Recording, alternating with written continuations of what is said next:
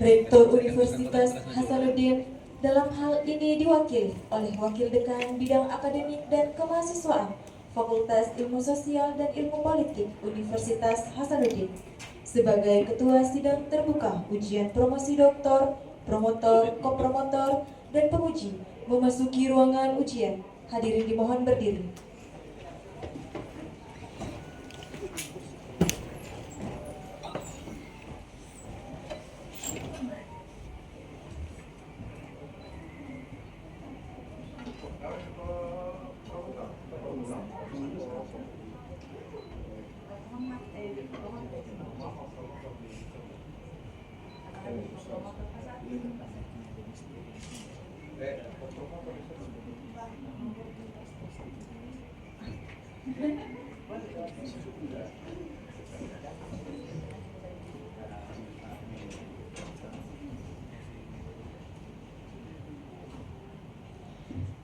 Menyanyikan lagu Indonesia Raya.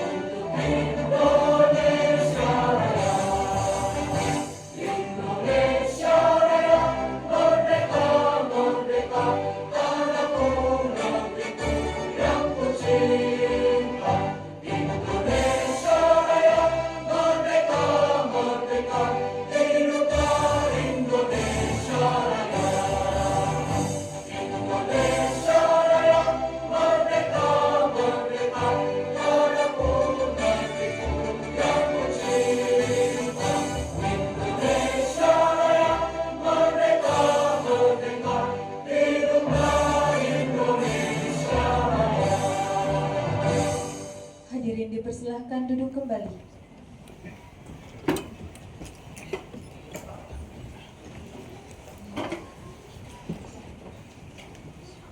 Baik, ujian promosi doktor Saudara Agus Nalim Burhanuddin dibuka oleh Ketua Sidang.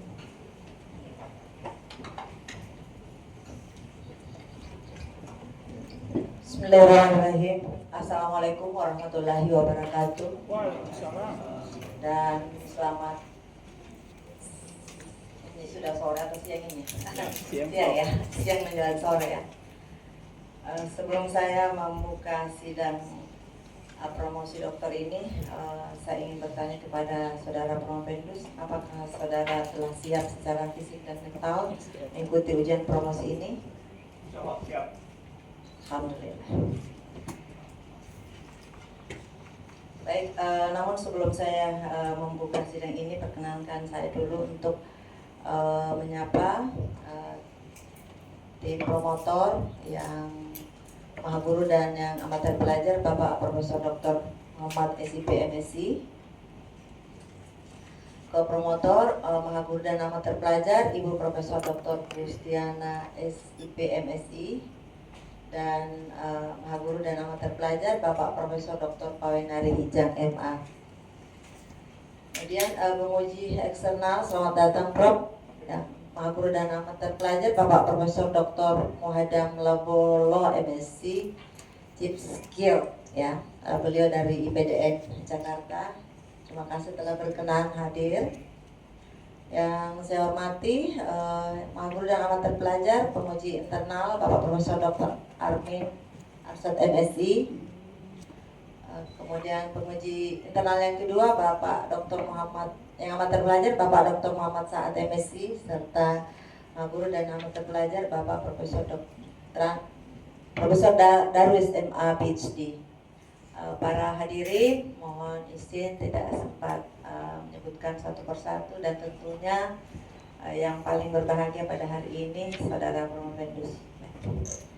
Baik, atas nama Rektor Universitas Hasanuddin, dengan ini sidang terbuka ujian promosi doktor Saudara Agus Salim Burhanuddin saya nyatakan dibuka.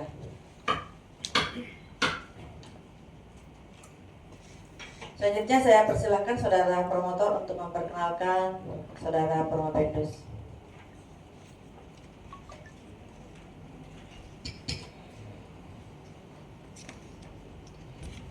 Baik. Bismillahirrahmanirrahim. Daftar riwayat hidup. Nama Agus Salim Burhanuddin, SIP Mirab. Tempat dan tanggal lahir Sopeng 18 Agustus 1976. Wih, sebentar lagi ulang tahun. Masya Allah. Agustus. Ya, mudah-mudahan hari ini ada hadiah terbaik menjelang kelahirannya. Amin. Ya, saya baru lihat juga ini 18 Agustus. Ya, mudah-mudahan hari ini ada hadiah terbaik menjelang 18 Agustus. Alamat Kompleks Al-Marhamah, Depak Blok B9 Dayak Makassar. Anak pertama dari 5 bersaudara. Ada semua sudah datang atau ada yang berhalangan? Agak maju sedikit bagus. Sudah usah tegak belum ujian masih pribadi. Ya. Ayah yang terhormat Haji Burhanuddin bin Bedu. Ada beliau? Apa sehat Pak Haji? Ibunda yang terhormat Haja Suryati binti Mapa Selin. Ada beliau? Ibu Haji, saya lagi. Mantan istri, mantan pacar, sorry. Mantan pacar alias istri ya. Murtafia Ghazali binti Arifin Ghazali, pasti hadir ya. Bu, apa kabar sehat ya? Sorry Bu ya, offside tadi itu. Saya sebut mantan pacar. Nah, ini istri maksudnya ya. Yang sampai banyak berdiri Pak. Saya harus tahu itu kalau itu warna. Putra putri. 1 Abila Fauzia Agus Salim. Ada Ananda? Oh Masya Allah. 2 Ahdan Fansuri Agus Salim. Yang mana? Oh, Masya Allah. Yang ketiga Aizar Fahresa Agus Salim. Wah, jagoan, anak soleh-soleh semua. Tapi kenapa lebih gagah semua anaknya dan bapaknya? Pekerjaan, saya bicara padanya. Saya ini selalu konsisten dengan fakta Pak. Dosen ASN Ilmu HI FISIP Universitas Hasanuddin. Pangkat golongan pembina 4A. Kalau sudah dokter itu bagaimana Bu Esa? Ya nggak tahu bisa naik pangkatnya. Bisa guru besar sudah. Sebenarnya kapasitasnya beliau itu sudah guru besar, tapi ujian dulu hari ini. Pangkat akademik lektor kepala. Pendidikan SD, SMP hingga SMA diselesaikan di Watan Sopeng. Ya. Kalau katanya Prof. Palinari dekatnya Amerika. Ya memang beliau nanti ke Amerika Pak.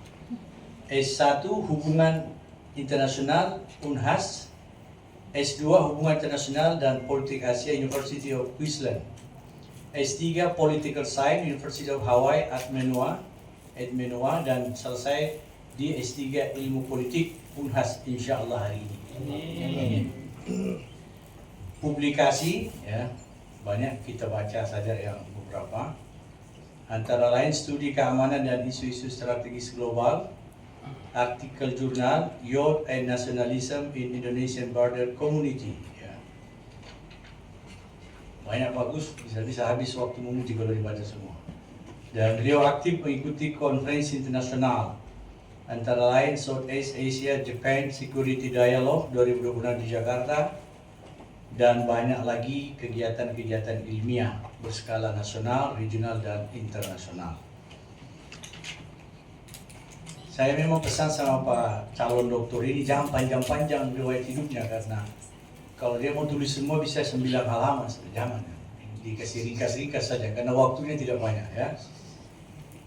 Baik, saya kira itu. Saya kembalikan pada pimpinan sidang. Assalamualaikum warahmatullahi wabarakatuh. Waalaikumsalam warahmatullahi Waalaikumsalam warahmatullahi wabarakatuh. Terima kasih saudara promotor.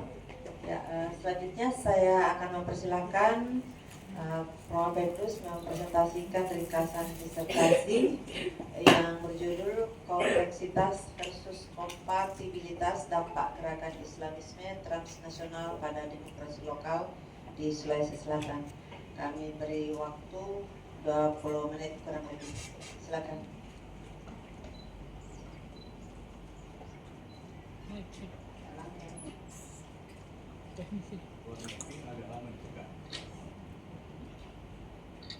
Bismillahirrahmanirrahim. Assalamualaikum warahmatullahi wabarakatuh. Waalaikumsalam warahmatullahi wabarakatuh. Yang saya hormati majelis penguji yang dihadiri oleh Profesor Asmiati selaku pimpinan sidang, Profesor Muhammad selaku promotor saya dan juga penguji pada siang hari ini, Profesor Gustiana selaku co-promotor, Profesor Paundari Ijam selaku co-promotor, dan juga kepada penguji eksternal Profesor Muhadam Labulo yang sudah hadir juga di tempat ini. Kemudian yang saya hormati penguji internal Profesor Armin, kemudian Profesor Darwis dan Dr. Muhammad Saad. Terima kasih telah hadir pada ujian terbuka sidang promosi saya. Bapak Guru Besar dan penguji saya mohon izin juga menyampaikan selamat dulu kepada orang tua saya dan para tamu saya. Yang saya muliakan, orang tua saya dan mertua saya yang sudah hadir jauh-jauh dari kampung dan hadir di tempat ini untuk memberikan dukungan kepada saya. Bapak dan Ibu, Bapak, Mama, mohon doanya dan restunya pada saya untuk menjalankan ujian ini dan mudah-mudahan diberkahi oleh Yang Maha Kuasa. Amin. Terima kasih juga kepada yang saya cintai, istri saya dan anak-anak saya yang sudah hadir. Istri saya Murtafia Ghazali, anak saya Abila, Ahdan, dan Aisar yang sudah hadir dan memberi support pada hari ini. Begitu juga kepada para kolega yang sudah hadir pada hari ini. Terima kasih kepada teman-teman seperjuangan dari S3 Ilmu Politik, dari Universitas Hasanuddin, dari Fakultas Ilmu Sosial dan Ilmu Politik yang juga hadir. Saya memberi apresiasi yang luar biasa telah memberikan waktu untuk hadir pada sidang promosi ini. Dan juga kepada para tamu undangan, para keluarga, para ahli taulan yang sudah berkenan hadir pada ujian promosi saya dan memberi support pada ujian pada hari ini. Terima kasih sekali lagi dan mudah-mudahan semuanya mendapatkan perlindungan dan rahmat dari Yang Maha Kuasa. Baik Bapak dan Ibu, para maha guru dan yang terpelajar, para penguji. Jadi disertasi saya berjudul Kompleksitas Melampaui Kompatibilitas, yang dalam publikasi saya dalam bahasa Inggris disebut Complexity Beyond Compatibility, yang membahas tentang dampak Islamisme transnasional pada demokrasi lokal di Sulawesi Selatan. Saya berusaha untuk lebih ringkas karena waktu yang sangat terbatas dan sudah beberapa kali sebelumnya penelitian saya diberikan teguran karena terlalu lama memberikan presentasi. Jadi Bapak dan Ibu, dasar utama kenapa disertasi atau topik ini muncul adalah bahwa berbicara tentang Islam dan demokrasi dalam bidang akademis selalu dibawa pada bidang apakah Islam dan demokrasi itu bisa sejalan atau tidak, atau incompatible atau compatible. Tetapi kemudian saya melihat bahwa ternyata persoalan hubungan atau relasi Islam dan demokrasi tidak bisa disederhanakan dengan hubungan kompatibilitas dan inkompatibilitas saja. Oleh karena itu saya mengajukan sebuah preposisi yang berjudul kompleksitas melampaui kompatibilitas. Hal ini ditunjukkan karena bahwa pada literatur utama tentang relasi Islam dan demokrasi semuanya hanya menyangkut tentang hubungan kompatibel dan inkompatibilitas. Kemudian semuanya hanya berdasar pada analisis pada level negara atau nasional. Tidak ada yang bergerak ke level yang subnasional, sehingga mengabaikan dimensi keseharian atau everyday politics di tingkat lokal. Sementara itu, kasus Indonesia menunjukkan bahwa aktor Islam berperan aktif dalam proses demokratisasi bangsa Indonesia. Meskipun pada kenyataan terjadi beberapa insiden-insiden kekerasan berbasis identitas pada pasca Soeharto.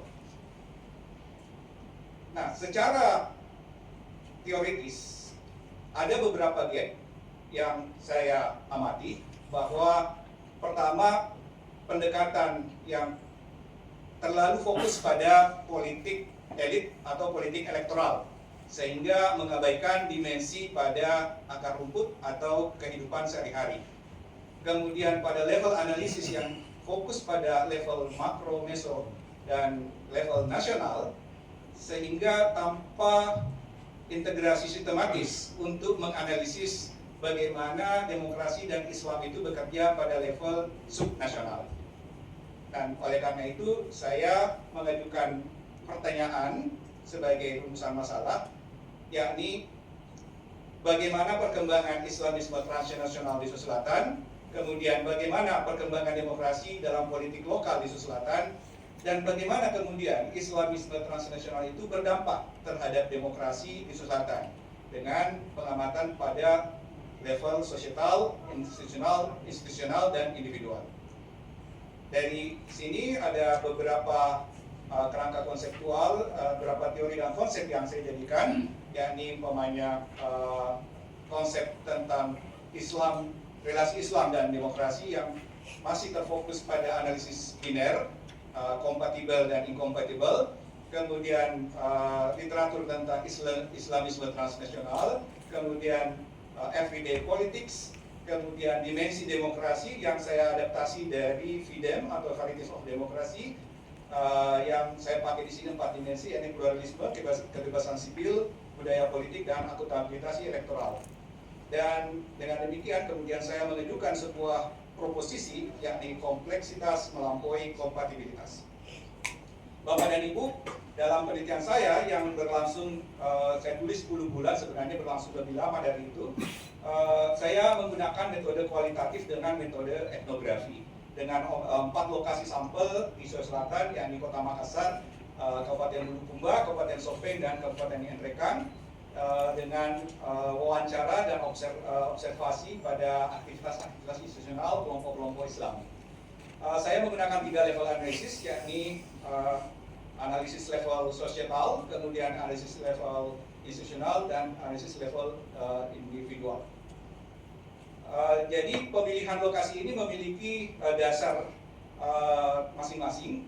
Yang pertama adalah Kota Makassar, kami merupakan adalah pusat urban dengan komposisi kultural yang lebih majemuk. Kemudian salah satu hal yang menarik bahwa Makassar adalah tempat lahirnya sebuah organisasi Islam, yakni Wahda Islamiyah, sejak tahun 1998, yang kemudian menjadi objek menarik dalam penelitian saya.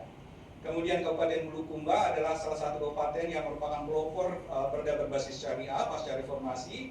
Kemudian Kabupaten Sopeng yang memiliki akar tradisi bugis yang kuat, tetapi juga terdapat komunitas-komunitas non-muslim yang sudah ada di sana sejak lama.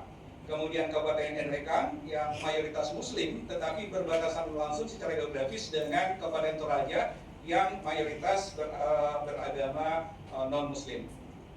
Nah, dari penelitian saya mendapat 3 temuan penting. Yang pertama adalah perkembangan Islam transnasional di Sulawesi Selatan. Yang ini saya sajikan di bab 3. Dari penelitian saya ternyata bahwa perkembangan Islam transnasional di Sulawesi Selatan saya kategorikan dalam 3 tipe. Yang pertama adalah Islam tradisional, kemudian Islam reformis, dan kemudian Islam formalis. Nah, dari ketiga ini tidak berkembang secara linear, bahwa ketika Islam tradisional di awal, kemudian dilanjutkan oleh Islam reformis, mengakhiri Islam tradisional. Tetapi ketiga kategorisasi ini berkembang masing-masing dan kemudian tanpa kemudian berhasil menghilangkan semua. Tetapi karakter dari model Islamisme ini dimiliki oleh 3 karakter ini. Jadi contoh umpamanya Islam tradisional yang ada dari abad 17 masih ada sampai sekarang di Sulawesi Selatan.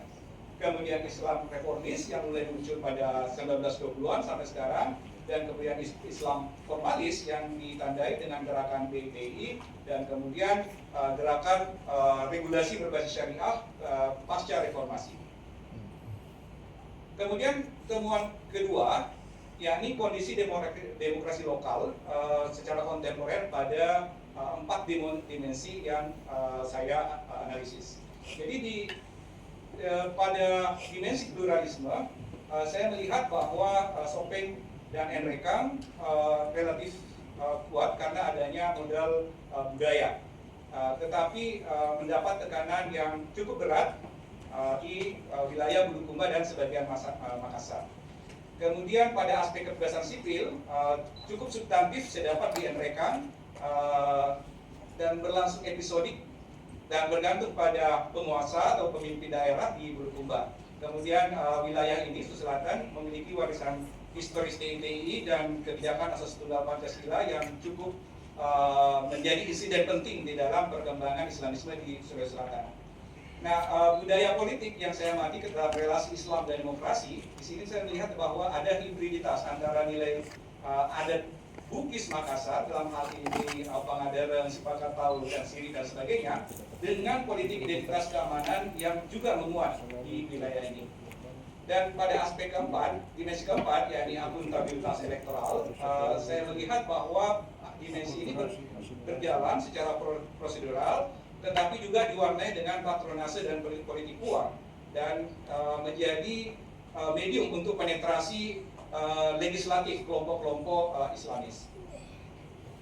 Temuan ketiga yang merupakan hubungan antara Islam dan demokrasi lokal di Sulawesi Selatan, saya menyusun bahwa ada proposisi menarik yang muncul dari penelitian ini yang saya istilahkan sebagai complexity beyond compatibility atau kompleksitas yang melampaui kompatibilitas.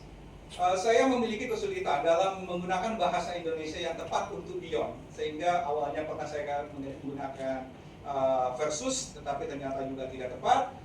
Kemudian akhirnya pilihan yang paling memungkinkan saya ini adalah untuk sementara adalah melampaui. Tetapi dalam publikasi saya yang terkait dengan disertasi, saya menggunakan bahasa Inggris complexity beyond compatibility.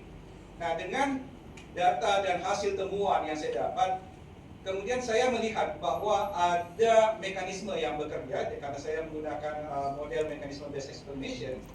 Ada mekanisme yang menjelaskan bagaimana kausalitas bekerja secara konkret, bukan sekedar melihat adanya relasi, tetapi ada penjelasan yang menjelaskan kausalitas itu bekerja. Yang saya analisis bahwa di level sosial itu ada 4 mekanisme, kemudian di level institusional ada 5 mekanisme, dan di level individual ada 5 mekanisme, jadi total 14 mekanisme kausal. Yang bisa dilihat seperti ini, bahwa di level sosial ada 4 mekanisme yang saya istilahkan dengan displacement normatif, kontrol sosial informal, penguasaan kuantitatif, dan fragmentasi modal sosial. Pada level institusi atau institusional ada 5 mekanisme yang saya istilahkan dengan ekspansi institusional, kontestasi institusional, kemudian ada dimensi mekanisme produk regulasi berbasis syariat, hibridasi institusional, dan penetrasi elektoral. Dan kemudian pada level yang cukup menantang, yaitu level individual, ada 5 mekanisme yang saya temukan, yakni saya istilahkan rekonfigurasi identitas, kemudian internalisasi norma pembatasan, kemudian substitusi standar legitimitas politik, kemudian rekonstruksi kriteria evaluasi pimpinan, dan yang juga tidak kalah menariknya adalah mengenai aspirasi politik perempuan. Nah, dari 14 mekanisme kausal tersebut, kemudian saya menjelaskan bahwa Islamisme transnasional yang ketika berinteraksi dengan demokrasi lokal itu bekerja dalam 14 mekanisme pada 3 level tadi, yang ternyata juga ada variabel lain yang saya sebut sebagai variabel moderasi, yakni model budaya lokal. Nah, model ini bukan berfungsi sebagai mediasi antara Islam dan demokrasi, tetapi dia memoderasi dari tekanan-tekanan eksklusivisme ideologis yang masuk sehingga bisa menjadi lebih akomodatif terhadap perubahan-perubahan yang ada. Nah, atas pertimbangan pembimbing, karena saya pada disiplin hubungan internasional, maka tentu saja dimensi hubungan internasional perlu saya tambahkan di dalam analisis saya. Oleh karena itu saya juga membahas tentang Mesir dan Turki sebagai analisis komparatif. Meskipun sebenarnya ini adalah bukan analisis apple to apple, karena satu pada analisis nasional, sementara analisis yang saya gunakan di Sulawesi Selatan adalah analisis subnasional. Nah, oleh karena itu, izinkan saya mengakhiri dengan kesimpulan bahwa pertama, Islamisme transnasional di Sulawesi Selatan berkembang melalui trajektori yang tidak linear. Dari Islam tradisional, kemudian muncul Islam reformis, kemudian muncul Islam formalis. Kemudian, demokrasi lokal di Sulawesi Selatan bersifat heterogen antar daerah dan antar dimensi, dengan variasi-variasi pada dimensi-dimensi tersebut. Pluralisme dan kebebasan sipil secara umum menghadapi tekanan yang sangat serius, cukup serius, sementara akuntabilitas elektoral merupakan prosedural yang masih berjalan. Nah, secara umum dari hasil penelitian saya bisa menyampaikan bahwa complexity beyond compatibility atau dampak Islamisme transnasional ini berkembang atau berlangsung melalui 14 mekanisme kausal dalam 3 level analisis, dan dengan intensitas dan arah yang ditentukan oleh kekuatan modal budaya lokal di masing-masing wilayah. Dan dari penelitian ini ada sejumlah kontribusi teoritik. Jadi saya menawarkan bahwa pertanyaan bukan lagi pada apakah Islam sejalan dengan demokrasi atau Islam kompatibel atau tidak kompatibel dengan demokrasi, tetapi harus sudah berada pada tahapan mekanisme apa dan dimensi mana dan kondisi lokal seperti apa relasi Islam dan demokrasi itu berjalan. Kemudian perluasan dari teori model sosial Robert Putnam, yang di sini saya memasukkan variabel budaya lokal sebagai variabel moderasi, dan kemudian perluasan kerangka everyday politics dari Benedict Kervliet dan Asef Bayat, yang melihat relasi rakyat negara, tetapi saya melihat bagaimana di dalam level grassroots ataupun relasi komunitas dengan gerakan-gerakan keagamaan ideologis. Saya juga memiliki keterbatasan menyampaikan secara jujur adanya keterbatasan dalam penelitian ini, bahwa ini adalah kualitatif etnografis tetapi bukan etnografis murni. Kemudian studi waktu mungkin harus dikembangkan pada penelitian selanjutnya yang sifatnya cross seksional. Kemudian mungkin keterbatasan metode wawancara pada isu sensitif seperti agama dan politik itu mengharuskan saya membuat penyesuaian dan interpretasi tertentu terhadap respon informan dalam membahas atau menganalisis isu-isu ini. Dengan demikian, saya kira cukup untuk presentasi singkat dari penelitian saya. Assalamualaikum warahmatullahi wabarakatuh.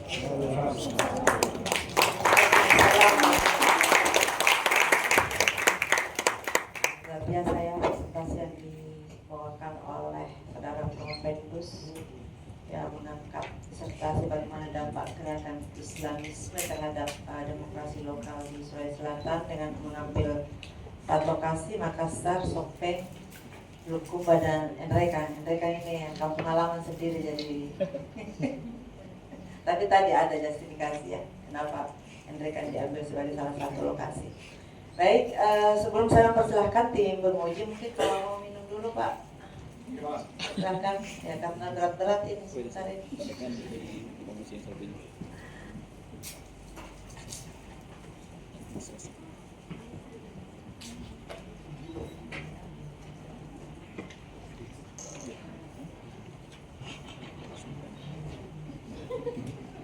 Ternyata yang mau bertanya juga minum duluan ya. Ya silakan. Oh saya.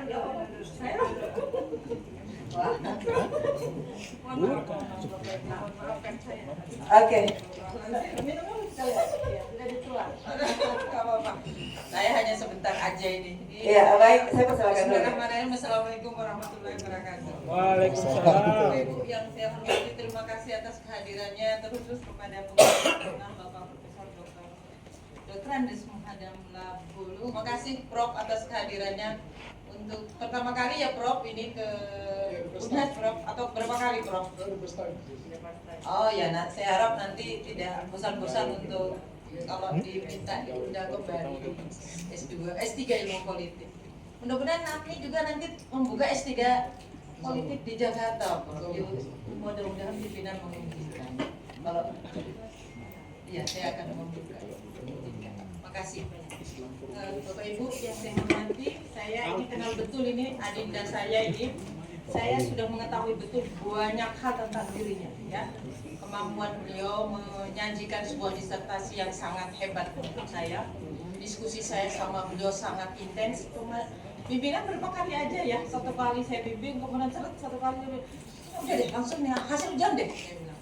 Karena sudah kemampuan beliau sangat tanggap dengan begitu banyak masukan dari sekian banyak pembimbing dari promotor dan promotor ya. Tapi beliau sudah mampu menyajikan disertasi yang sangat hebat. Itu yang saya kagumi dari adinda saya. Yang kedua, karena saya berposisi sebagai penguji, tidak hanya sebagai pendamping mempromosikan Pak Agus, saya ingin bertanya kepada hal-hal yang sangat sederhana aja saja ya menurut saya, dan itu mungkin sudah dipahami, hanya ini perlu ditampakkan di publik sejauh mana sebenarnya Pak Agus bisa melihat bahwa pertanyaan-pertanyaan kami ini memang harus dijawab dengan bagus. Pak Agus, saya melihat Pak Agus sudah mampu memposisikan bagaimana cara mengukur dan menganalisis disertasi Anda ini dalam pengukuran melalui studi-studi kualitatif bersama dengan etnografi. Jadi agak aneh menurut saya. Coba tunjukkan kepada saya, apakah kemudian dengan cara berpikir Pak Agus seperti itu tidak tidak membingungkan dalam melihat sebuah metode penulisan. Satu sisi kemarin kan ada yang dikritik oleh Pak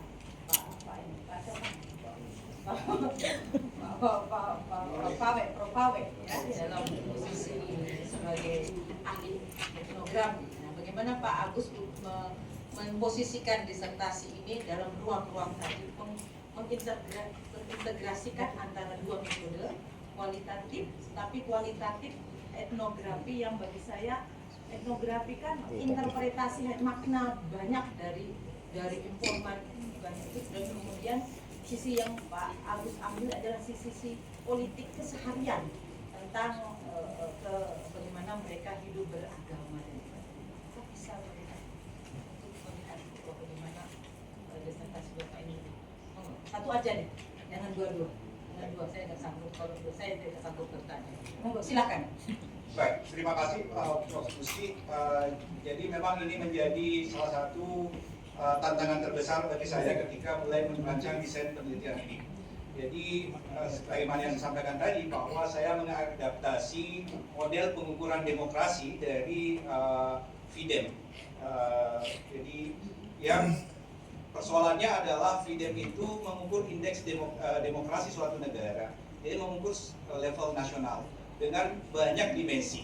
Nah, sehingga saya harus memilih dan menseleksi dan kemudian mengekstrak dimensi-dimensi yang digunakan oleh FIDEM untuk sesuai dan tidak bertentangan dengan desain penelitian saya. Sehingga saya peroleh 4 dimensi tersebut, yakni pluralisme, kebebasan sipil, budaya politik, dan akuntabilitas elektoral. Beberapa dimensi yang lain saya tidak ambil alih, tidak ambil sebagai bagian dari penelitian saya, seperti umpamanya masalah intervensi militer dalam politik, supremasi sipil, kemudian kebebasan pers dan sebagainya. Saya sampaikan. Dan yang membedakan dengan analisis FIDEM adalah bahwa saya pengukurannya kualitatif, sementara FIDEM berangkat dari pengukuran kuantitatif. Dan ini jelas berbeda. Jadi yang saya adopsi dari FIDEM itu adalah kerangka konseptualnya, tetapi prosedur pengukurannya saya tidak adopsi. Karena prosedur pengukuran dari FIDEM itu bersifat kuantitatif. Jadi penelitian saya ini tidak menyajikan skor ataupun agregasi indeks dari nilai-nilai kuantitatif. Jadi karena ini adalah kualitatif yang berbasis kumpulan datanya dengan Kualitatif pendekatannya atau dia observasi partisipatoris dan kemudian wawancara mendalam. Dan sebagaimana yang disampaikan oleh penguji Prof. Awet pada ujian sebelumnya, mempertanyakan tentang etnografinya yang mana sebenarnya. Jadi saya harus mengerti secara jujur, Prof. Awet, bahwa etnografi yang saya gunakan di sini bukan etnografi klasik seperti model Malinowski.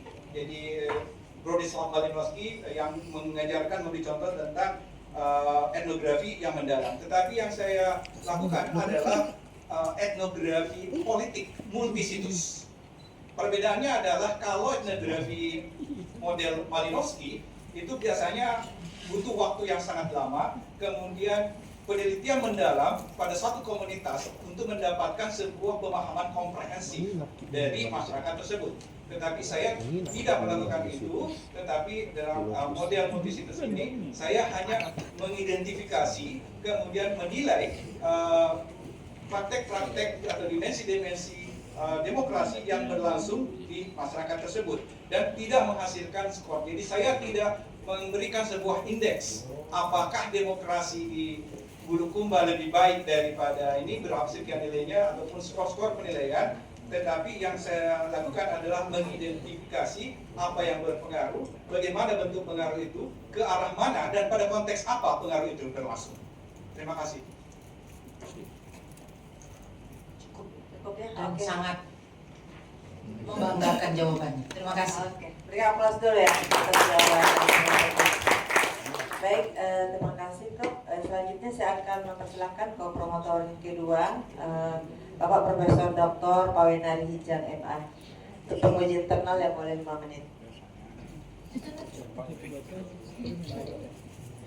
Iya. Bismillahirrahmanirrahim. Terima kasih Prof. Asri dengan sidang.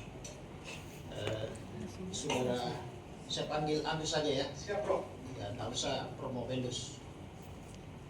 Sebelum saya bertanya, jawab dulu ini. Saudara mau diskusi dengan saya menggunakan bahasa Arab, bahasa Bugis, bahasa Inggris, atau bahasa Indonesia? Karena ada yang tidak bisa berbahasa Bugis, mungkin sebenarnya saya suka bahasa Bugis, Prof. Tadi bahasa Indonesia karena ada yang tidak bisa berbahasa Bugis. Saya lebih, bahasa pertama saya adalah bahasa Bugis. Bahasa Bugis. Jadi pakai bahasa Bugis? Kalau bahasa Indonesia saja, Prof. Oke, baik. Resiko dan Agus sendiri. Saudara Agus, kita tidak terikat dengan prinsip Yasi Sopeng. Ya, saya orang Sopeng, Anda orang Sopeng, tapi pertanyaan itu tidak terikat itu. Ya. Itu ya. Jadi harus jawab sesuai dengan hasil penelitian. Meneliti di daerah sendiri menggunakan bahasa lokal, ya, tentu ada suka dukanya, ada kendala-kendala, dan kemungkinan juga ada ketidakjujuran. Sebagai peneliti di daerah sendiri, orang biasa menyebut jeruk makan jeruk, itu ya. Oke, Anda sadari itu? Siap, saya sadar. Siap. Nah, pertanyaannya begini. Bagaimana Saudara Agus bisa mengelola secara baik subjektivitas dan refleksivitas posisi Anda sebagai peneliti? Karena menurut saya ini suatu pekerjaan boleh kita menyebut ringan, karena yang kita hadapi adalah sekampung, sebahasa, gitu ya. Pokoknya semuanya ya. Tapi pasti ada kesulitan. Nah, bagaimana mengelola itu dalam penelitian saudara? Silakan dijawab. Kalau jawabannya benar, saya berhenti satu pertanyaan. Tapi kalau jawabannya salah, saya lanjut sampai ada jawaban yang benar. Silakan. Baik. Terima kasih Prof. Awet. Secara jujur, saya sampaikan bahwa saya menyadari bahwa identitas kultural yang saya miliki itu sangat terkait dengan objek dari penelitian ini. Saya adalah Islam, Muslim, saya orang Bugis, dan kemudian orang Sulawesi Selatan sebagai dosen, dan kemudian melakukan penelitian di Sulawesi Selatan, termasuk di daerah kelahiran saya sendiri dan daerah kelahiran istri saya. Nah, saya harus mengakui bahwa metode yang saya tempuh ini atau pemilihan lokasi ini membawa keuntungan dan juga kerugian bagi saya. Keuntungannya yang pertama adalah saya memahami konteks, sehingga saya bisa mendekati informan dengan baik, mengetahui latar belakang informan dengan baik, dan bisa memilih bahwa informan ini yang representatif untuk memberikan jawaban-jawaban yang akurat. Kemudian saya memahami tata krama dan nilai-nilai yang berlaku di lokasi penelitian, sehingga saya bisa mendekati informan dengan sangat baik dan secara personal memberikan rasa kepercayaan kepada para responden ataupun informan. Dan kemudian hal tersebut juga tentunya membawa kekurangan, karena saya orang Muslim kemudian meneliti tentang Islam, dan kemudian saya orang Bugis meneliti tentang orang Bugis, dan saya juga orang Sopeng dan meneliti juga salah satu daerah di Selatan yang di Sopeng. Kekurangannya adalah bahwa saya tidak bisa melepaskan diri dari pertanyaan-pertanyaan yang bersifat subjektif, dan terkadang saya harus mengamati bahasa-bahasa yang tidak terbahasakan secara lisan oleh responden saya. Tetapi sebagai orang lokal, saya memahami arti dari bahasa tubuh, konteks lokal, dan sebagainya. Nah, kekurangan-kekurangan tersebut saya siasati dengan cara pertama, bahwa saya menggunakan metode yang seobjektif mungkin. Metodologi yang diajarkan oleh guru-guru saya di Universitas Hasanuddin. Oke, cukup. Jawabannya bagus sekali. Tapi tadi ada bicara simbol. Tadi Anda memperkenalkan, ini bapak saya, ini mama saya. Begitu menyebut istri, bro, tangannya itu istri saya. Istrinya di mana di sana sebenarnya? Di sana atau di sini? Iya.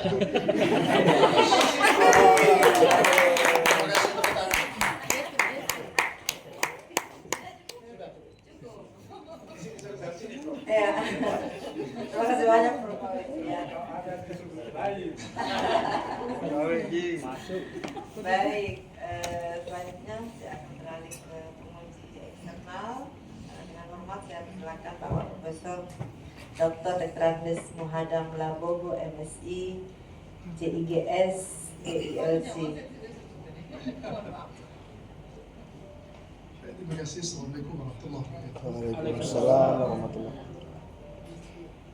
Pimpinan sidang, tim komputer dan komponen ahli penguji, hadirin yang berbahagia. Pertama, Prof. Endus, saya membaca disertasi ini sebenarnya cukup menarik dalam konteks keindonesiaan. Kalau kita setback ke belakang itu, kita nggak pernah mendapatkan satu konsep tentang Islamisme transnasional itu dalam konteks ketika pan-Arabik, pan-Islamisme itu masuk ke Indonesia, dan itu mempengaruhi dalam kasus kemudian pergerakan Indonesia mulai Hos Cokro Aminoto sampai kemudian Serikat Islam terbentuk dan meninggal kemarin Pak Rahmat Gobel sebagai pembina Serikat Islam itu ya. Sampai ke situ saya kira kita mengenal istilah Islamisme transnasional itu pada konteks yang Anda sebut dalam disertasi itu sebagai Islamisme reformis dengan transisi ke Islamisme, tradisi ke reformis ya. Reformis formalis. Reformis ke formalis. Nah, sayangnya di dalam disertasi ini tidak muncul satu komunitas yang kita sebut dengan Hizbut Tahrir dan kajian terhadap salaf itu. Saya membaca penuh dalam konteks ini adalah apa yang berkembang di Mesir dengan Turki yang disebut dengan Ikhwanul Muslimin. Padahal dalam kajian-kajian politik Islam itu, dalam konteks transnasional itu ada Hizbut Tahrir Palestina yang kemudian masuk ke Indonesia menjadi Hizbut Tahrir Indonesia.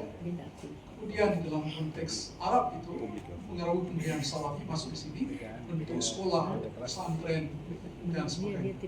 Ikhwanul Muslimin berafiliasi kemudian jinak di Indonesia menerima demokrasi. Muncullah kemudian PKS itu, Partai Keadilan Sosial, yang tadi bisa kawin-kawin dengan demokrasi yang disebut dari kompeten, inkompeten. Nah, Soalnya adalah dalam konteks ontologis pertanyaan saya sebenarnya adalah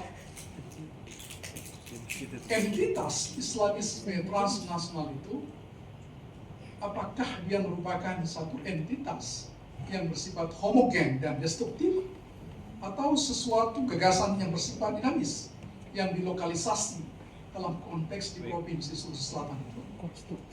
Itu yang pertama. Yang kedua, dari sisi Semua epistemologi, pada akhirnya semua bagaimana Copernicus bisa membedakan ekspresi keberagaman lokal itu ya dengan konteks Islamisme transnasional yang dianggap tanda petik asing begitu. Bagaimana cara mempurifikasi itu?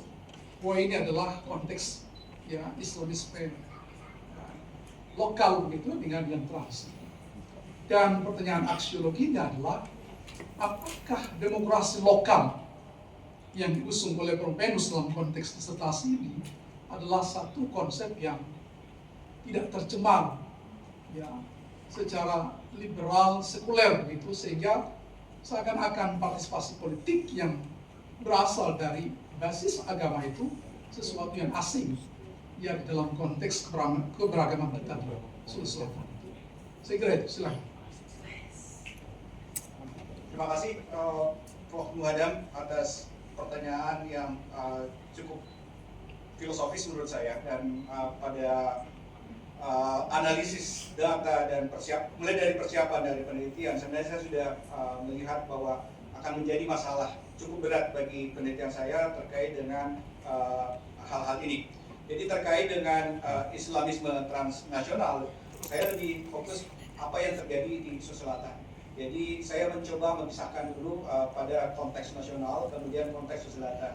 Nah, yang terkait tadi umpamanya kenapa tidak membahas tentang Hizbut Tahrir, kemudian kenapa tidak membahas bahkan Front Pembela Islam dan sebagainya, bentuk-bentuk gerakan Islamisme yang ada di Indonesia.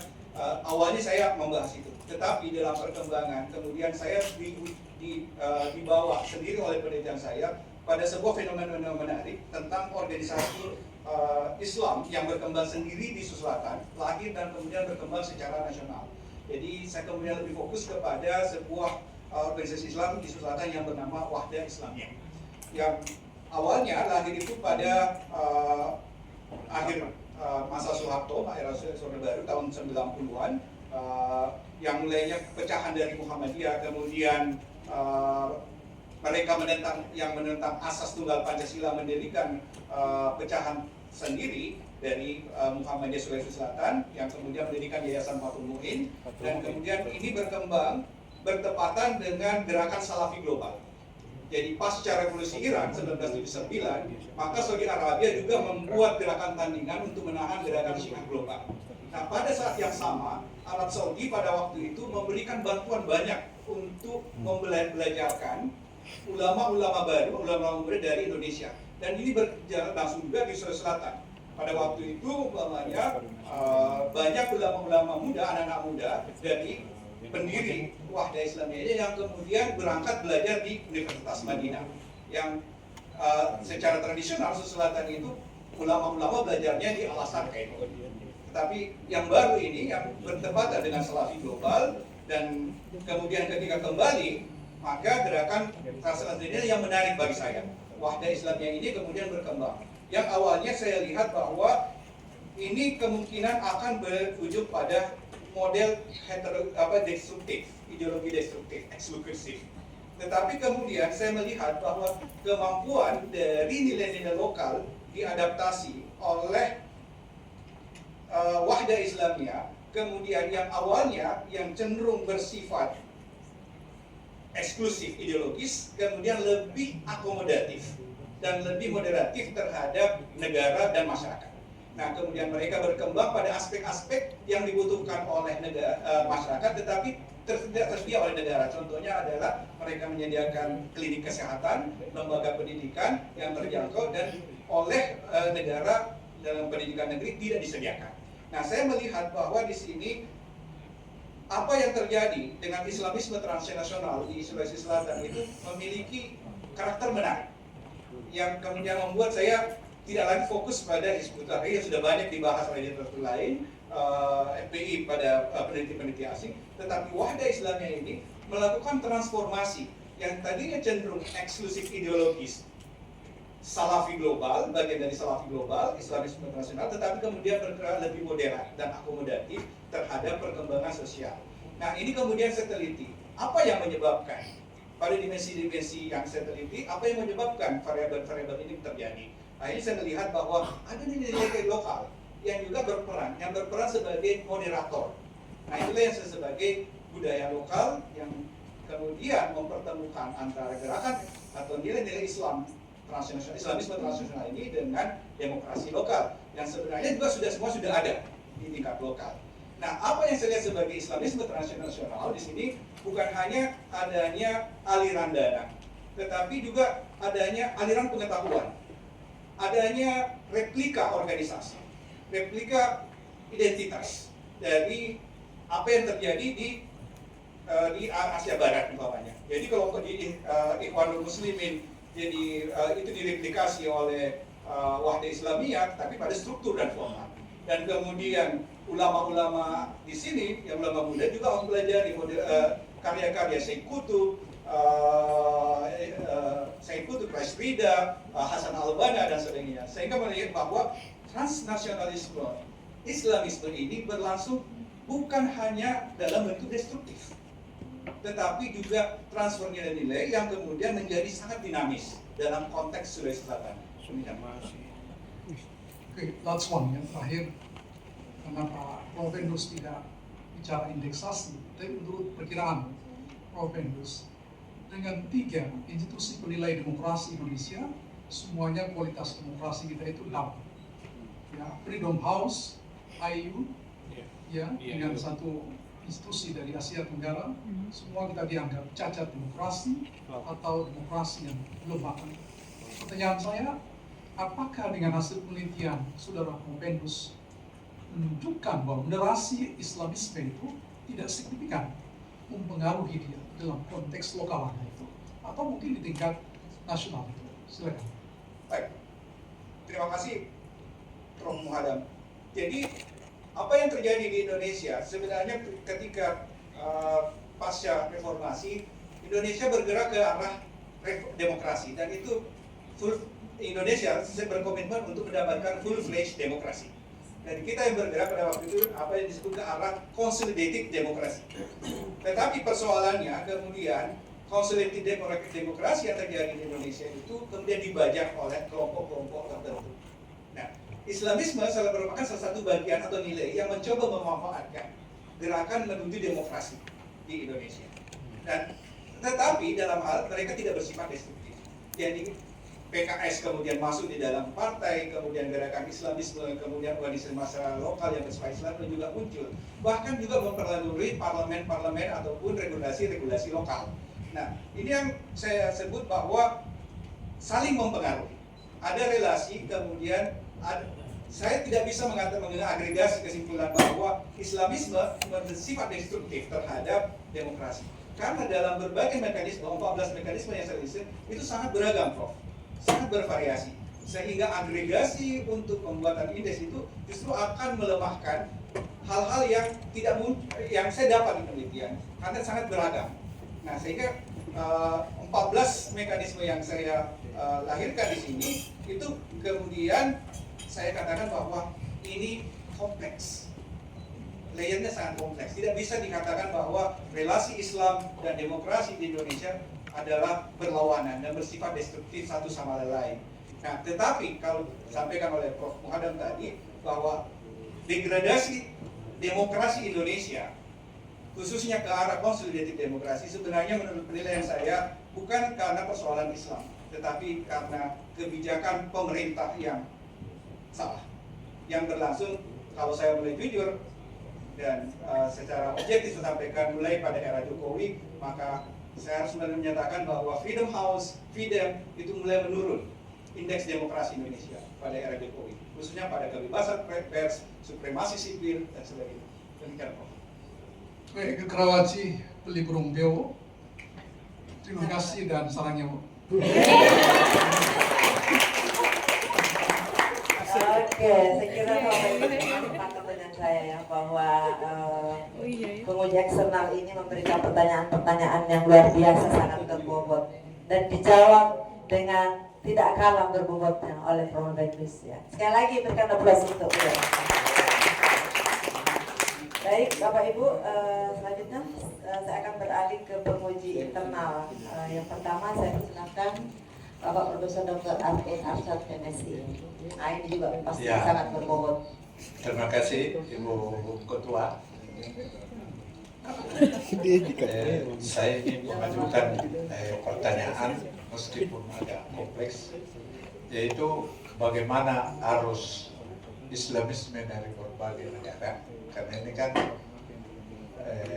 transnasional dari berbagai negara, dan arus demokrasi lokal, demokrasi di tingkat nasional, dan demokrasi di tingkat global, dan dampaknya terhadap politik lokal atau demokrasi lokal di Sulawesi Selatan dengan terbentuknya partai-partai Islam, PAN, PKB, PKS, PBB yang semuanya berbasis Islam.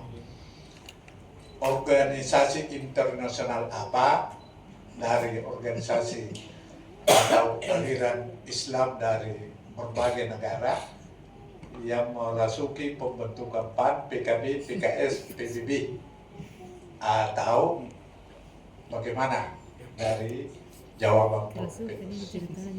Kemudian yang kedua, apa yang betul-betul baru dari penelitian disertasi ini? Silakan dijawab. Baik, terima kasih Prof. Arvin.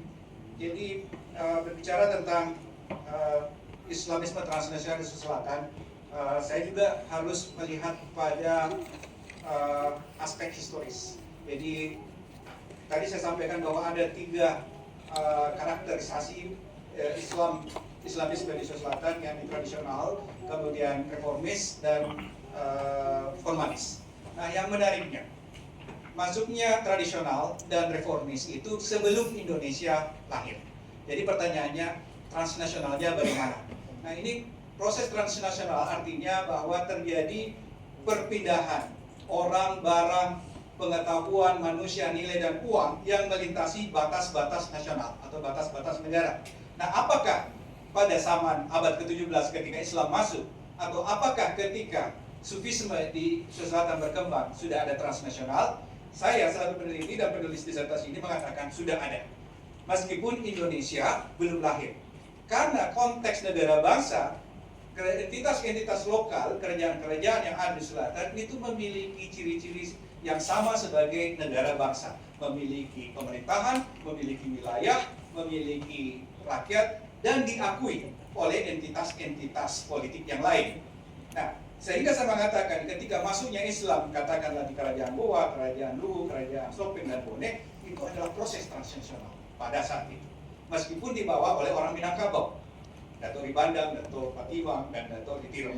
Nah, kemudian ketika kelompok reformis masuk yang dipelopori oleh Muhammadiyah dan kemudian organisasi masa Islam yang lain dan seperti NU, maka itu juga terjadi sebelum Indonesia berdiri. Jadi saya berkembang 1920-an dan kemudian membawa pengaruh banyak dan berdampak terhadap demokrasi lokal yang sudah ada sebenarnya. Jadi secara politik, struktur politik yang ada di Sulawesi Selatan sebelum Indonesia ada sudah memiliki trias politika. Jadi sudah ada eksekutif. Jadi kerajaan Bone, kerajaan Sopeng, dan entitas lokal itu memiliki eksekutif, memiliki parlemen sebagai legislatif, dan memiliki yudikatif sebagai penegakan hukum. Jadi sehingga pada saat Islam masuk, maka sesuai dengan apa yang disampaikan oleh Prof. Martulada dalam buku Latoa, bahwa apa yang datang oleh Islam ini kemudian melengkapi struktur politik yang ada di Sulawesi Selatan. Dan ini parewa adat atau aparatus adat ditambah menjadi parewasara atau aparatus agama. Nah, ini kemudian juga memiliki nilai-nilai politik dan potensi demokrasi yang cukup besar. Sehingga ketika Indonesia menjadi sebuah negara bangsa, negara baru dari proses dekolonisasi, Islam adalah satu driving force atau pendorong untuk gerakan kemerdekaan dan lahirnya nation building. Jadi konteksnya adalah saling mendukung. Kemudian Islam juga memiliki nilai pendukung lahirnya negara bangsa dan demokrasi. Kemudian nilai-nilai lokal sudah ada juga memiliki dasar-dasar demokrasi, nilai-nilai demokrasi. Meskipun para pendahulu-pendahulu kita tidak menyebutnya dalam kata demokrasi. Tetapi nilai pengadilan, nilai adil, waris, syariah ataupun lapang itu sebenarnya memiliki relasi dengan nilai-nilai demokrasi yang kita kenal sekarang, tetapi tidak secara formal. Nah, kemudian terkait bagaimana dengan organisasi PAN dan PKS. Lahirnya PAN dan PKS dan organisasi-organisasi politik Islam di Indonesia tidak lepas dari adanya proses nilai dan pengetahuan transnasional dari Islamisme global.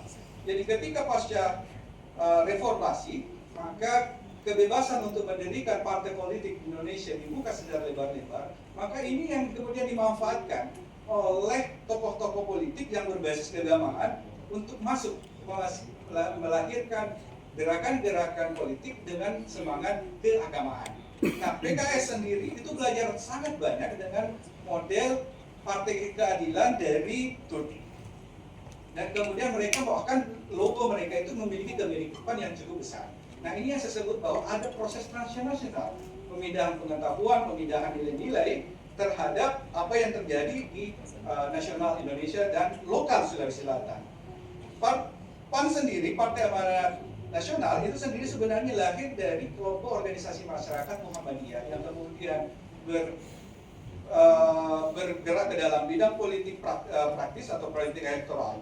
Nah, PAN kemudian didirikan awalnya oleh tokoh-tokoh Muhammadiyah seperti Amin Rais. Dan memang menjangankan dalam model reformasi, pergerakan nasional Indonesia tidak lepas dari gerakan Islam itu sendiri.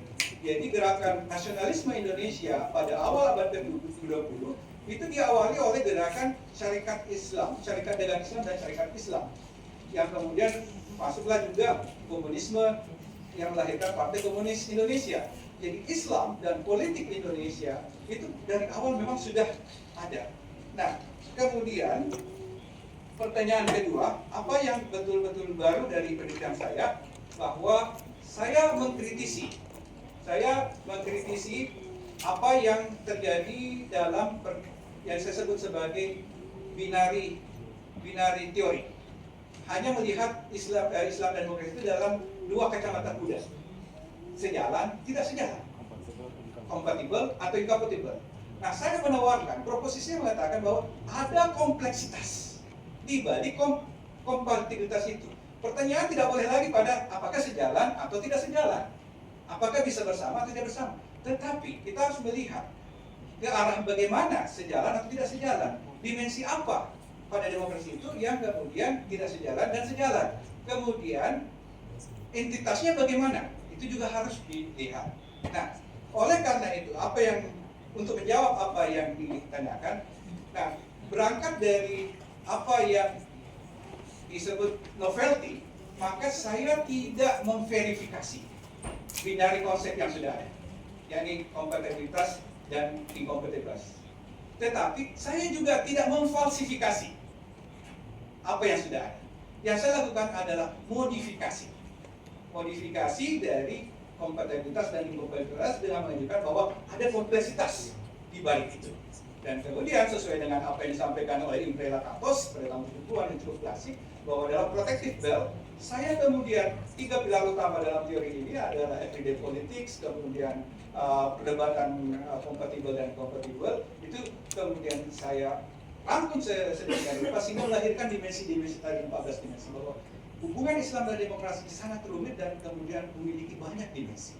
Nah, itulah yang mungkin saya bisa tawarkan sebagai proposisi kompleksitas melampaui kompatibilitas. Terima kasih. Demikian Bu Ketua. Saya masih ada promo. Masih bisa sebenarnya sampai jam 3. Baik, selanjutnya saya akan mempersilahkan, ini sesuai undangan ya. Saya akan mempersilahkan Bapak Dr. Muhammad Saad MSI.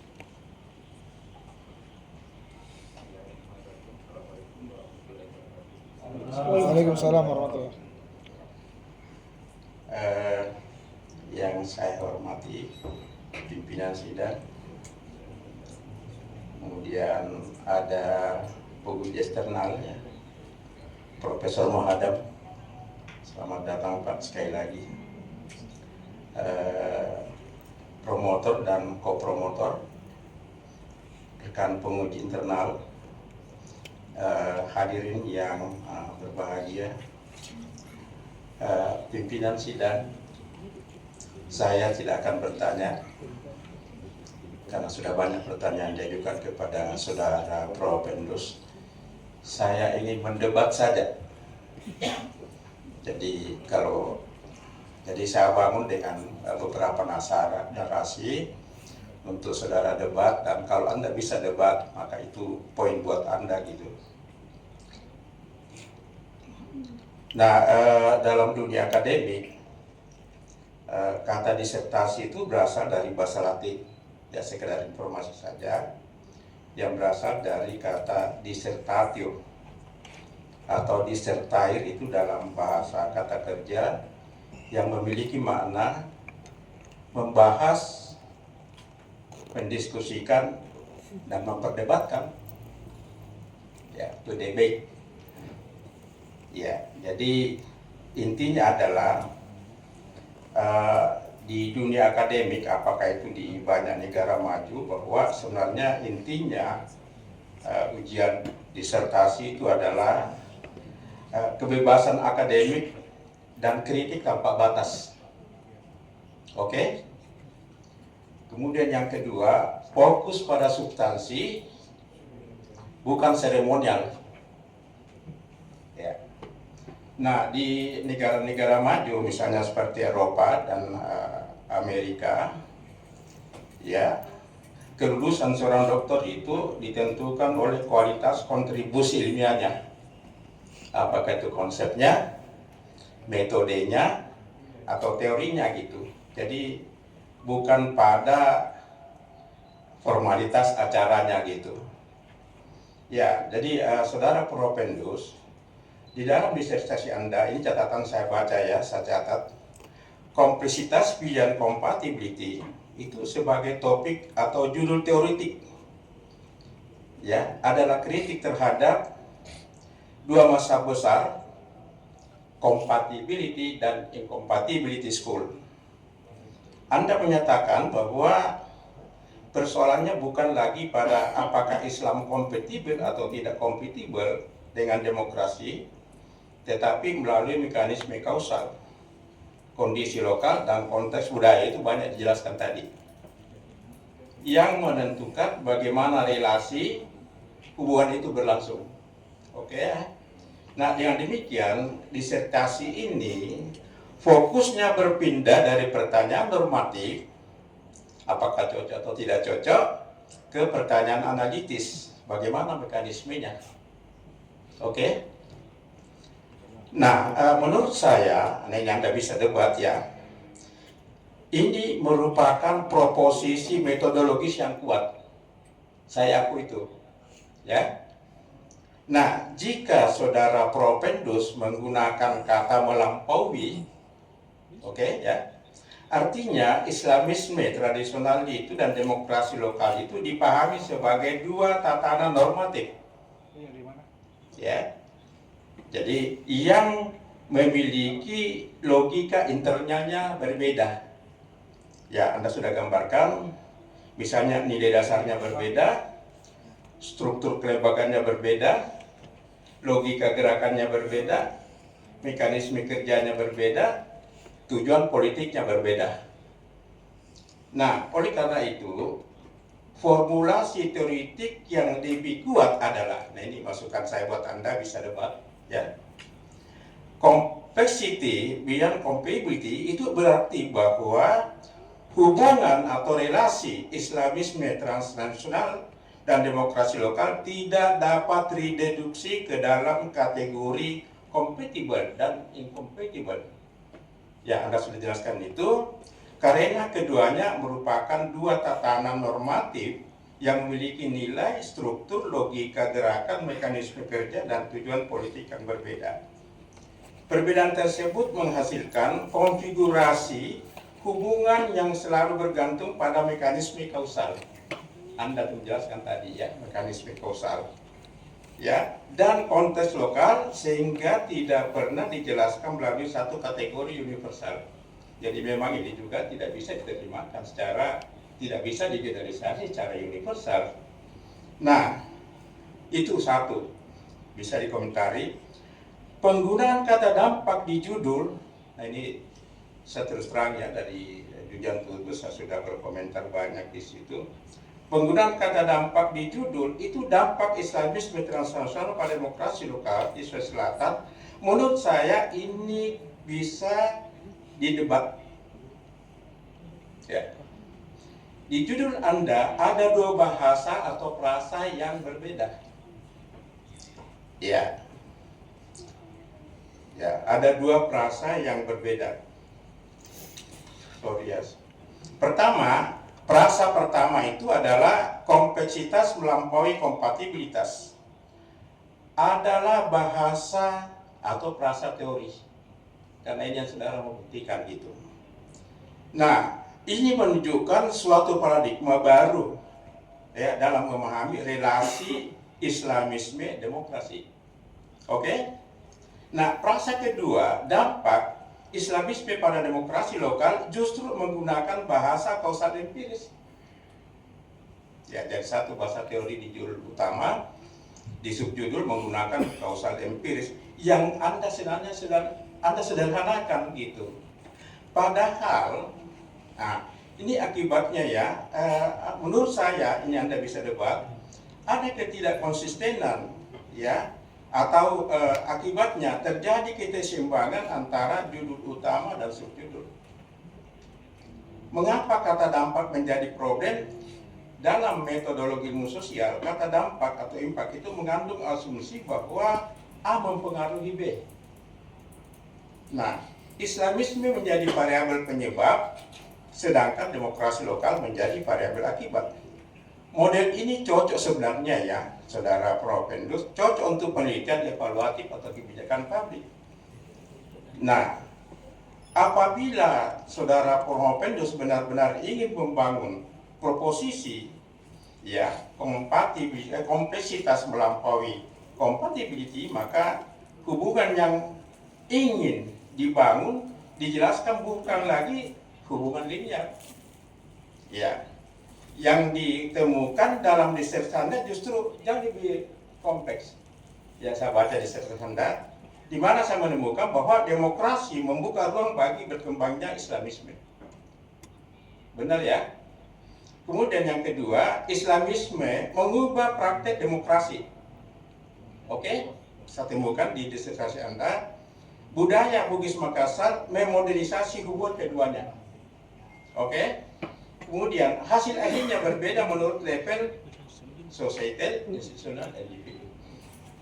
Nah, jadi menurut saya, Anda bisa debat, ini bukan lagi dampak, tetapi konfigurasi relasional atau mekanisme kerja seperti yang Anda bahasakan ulang-ulang tadi.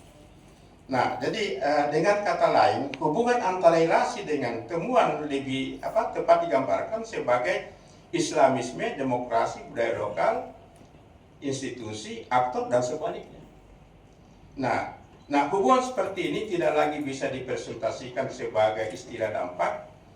Itu ya. Jadi kalau Anda mau debat dan Anda minta jawaban dari saya akan jawab kembali. Terima kasih. Silakan di debat.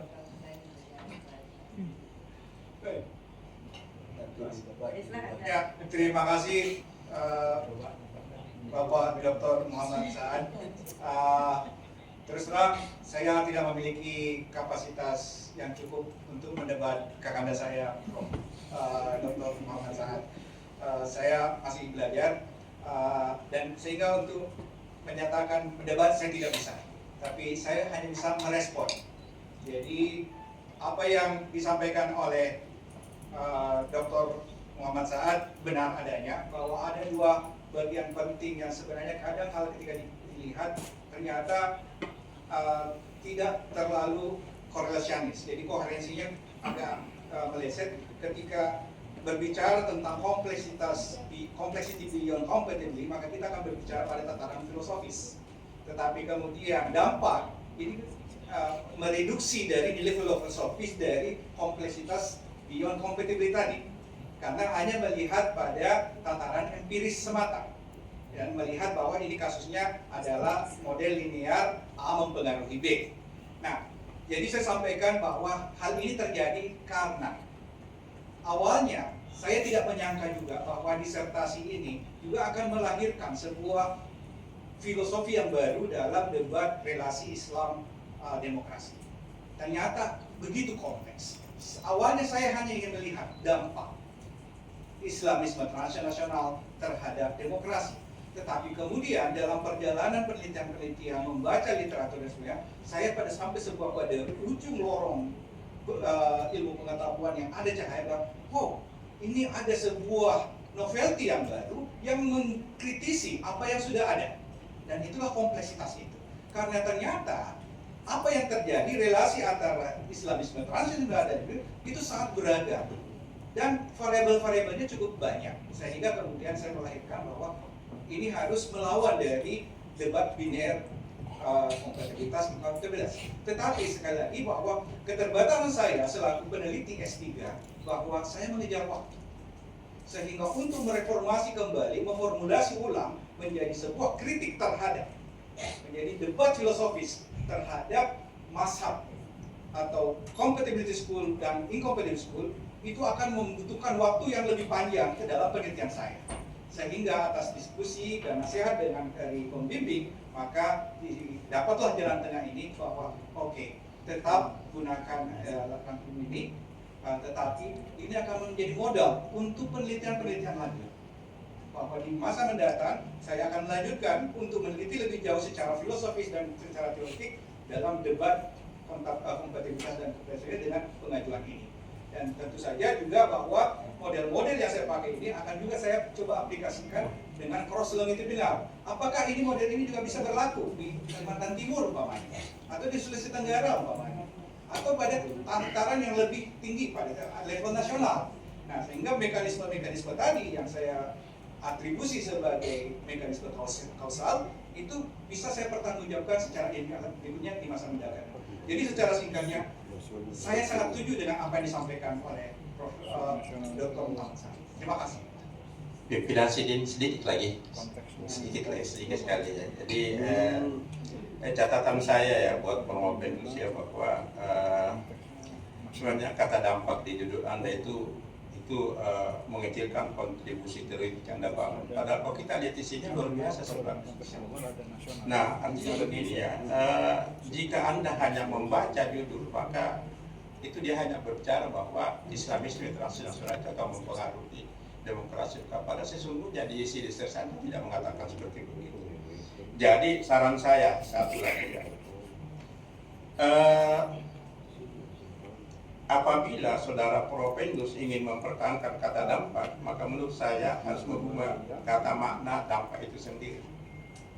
Ya, dampak tidak boleh dipahami sebagai efek yang linear, melainkan sebagai proses transformasi rasional, yaitu perubahan lahir dari interaksi timbal balik antara Islamisme internasional, demokrasi lokal, dan konteks budaya. Dengan demikian istilah dampak tidak lagi berarti hubungan sebab akibat dan sederhana, tetapi hasil yang konfigurasi mekanisme kausal yang saling berinteraksi. Itu saran saya. Terima kasih pimpinan sidang. Banyak pertanyaan apa tadi? Ya sudah Sudah masukannya. Baik, selanjutnya pertanyaan terakhir saya persilakan Profesor Darwis MA PhD. Terima kasih pimpinan sidang. Assalamualaikum warahmatullahi wabarakatuh. Waalaikumsalam. Prof. Muhammad yang saya hormati, selamat datang di kampus kami, Pak. Saya barangkali tidak terlalu banyak bertanya, Prof. Pendus, karena semua pertanyaan saya sudah diambil mulai dari yang pertama sampai terakhir, terutama di samping saya, belakang saya. Nah, oleh karena itu, sebagai pengajar hubungan internasional, Saudara Promopendus, tentunya saya juga sebagai penguji internal yang berlatar belakang hubungan internasional, tentunya saya akan tuntut di mana korelasi antara penelitian Anda sama ilmu yang saudara geluti. Dalam perspektif hubungan internasional,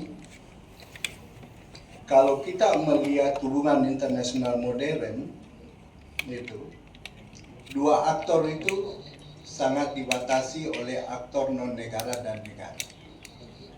Sementara di dalam beberapa kali pertemuan kita, Promopendus, saya selalu menuntut di mana letaknya transnasionalisme dalam penelitian Anda. Ya kan? Anda telah memberikan beberapa bukti bahwa ada seperti korelasi terlihat apa yang terjadi di Mesir dan juga di Sulawesi Selatan. Tetapi saya sebagai pengkaji hubungan internasional tidak secukup itu untuk melihat transnasionalisme dalam perspektif hubungan internasional. Ada dua hal paradigma kenapa saya mengatakan begitu. Yang pertama, Prof. Pendus, saudara melihat gerakan-gerakan di Mesir dan membandingkan dengan gerakan di Sulawesi Selatan. Tentunya dua entitas yang berbeda, satu dalam perspektif negara dan satu subnegara. Dalam hubungan internasional itu dibenarkan karena hubungan antar negara itu tidak dibatasi negara sama negara, tetapi negara dengan subnegara. Ya kan, Prof. Pendus? Tetapi sekali lagi saya belum menemukan di mana letak korelasi dalam perspektif hubungan internasional dalam penelitian Anda. Itu yang pertama. Yang kedua adalah ada beberapa catatan kritis yang saya lihat, Prof. Pendus. Saudara dengan baik dan jelas bagaimana terjadinya transformasi Islam dari negara Barat, Asia Barat dan sebagainya masuk ke Indonesia. Ya, tetapi lagi-lagi saya tidak menemukan variabel utama yang bisa kita jadikan sebagai alat comparison ya di dalam melihat fenomena ini. Tidak apple to apple menurut saya. Oleh karena itu sebagai seorang pengajar hubungan internasional, bolehkah Anda memberikan penjelasan yang hubungannya sama teori hubungan internasional dan hubungannya sebagai pengalaman Anda pengajar dalam ilmu hubungan internasional. Terima kasih. Ya, terima kasih Prof. Darwis. Jadi ini menjadi pertanyaan personal pada saya ketika masuk ke ilmu politik. Sementara saya juga akan membangun karir sebagai dosen dan insya Allah menjadi guru besar di hubungan internasional. Amin.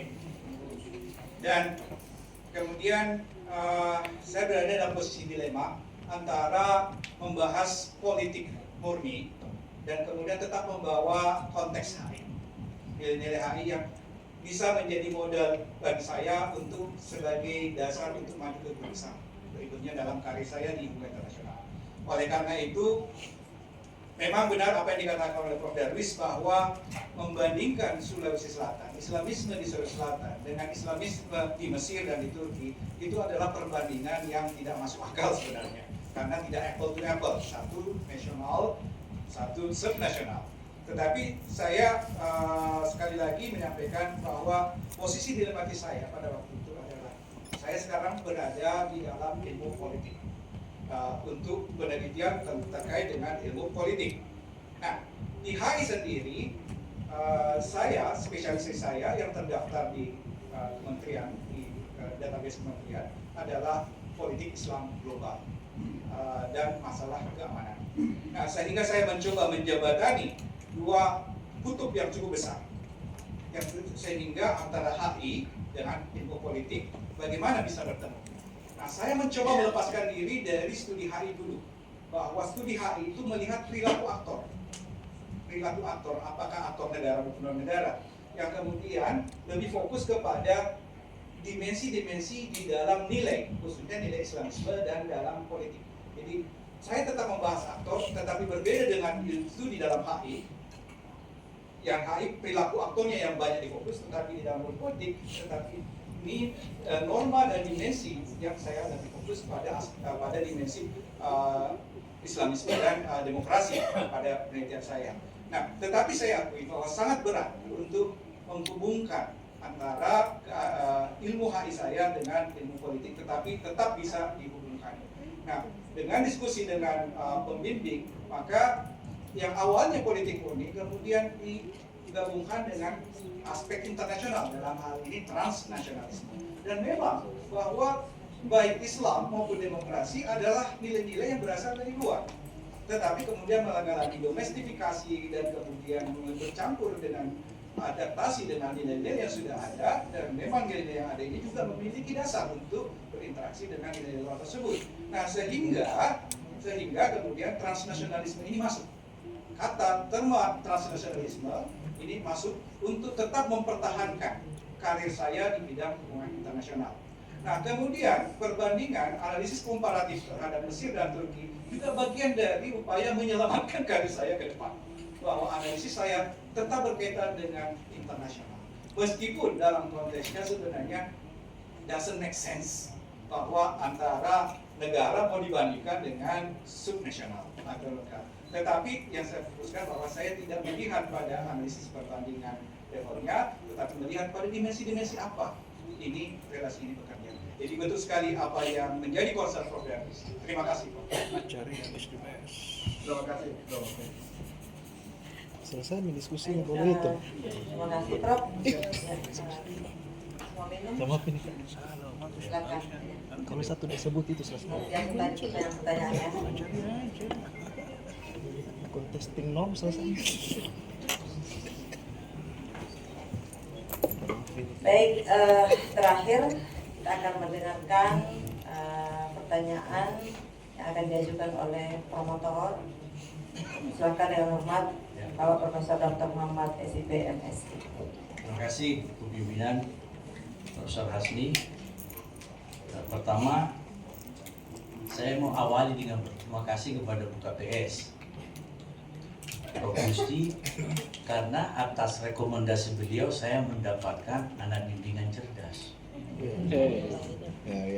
Itu pasti koma, Pak. Sehingga tidak terlalu sulit saya ketika melakukan komunikasi yang disebut bimbingan.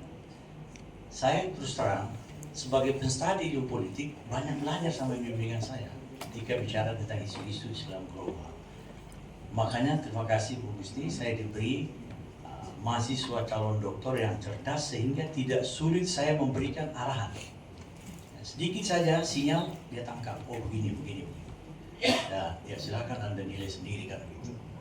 Oke, saya melihat kekuatan saudara Agus ini sebagai calon doktor bisa mencoba menggandengkan atau mendekatkan dua variabel yang secara ekstrem berbeda.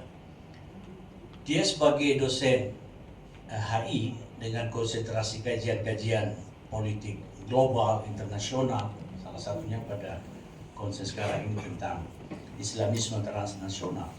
Tapi dia coba mendekatkan itu pada kajian demokrasi lokal.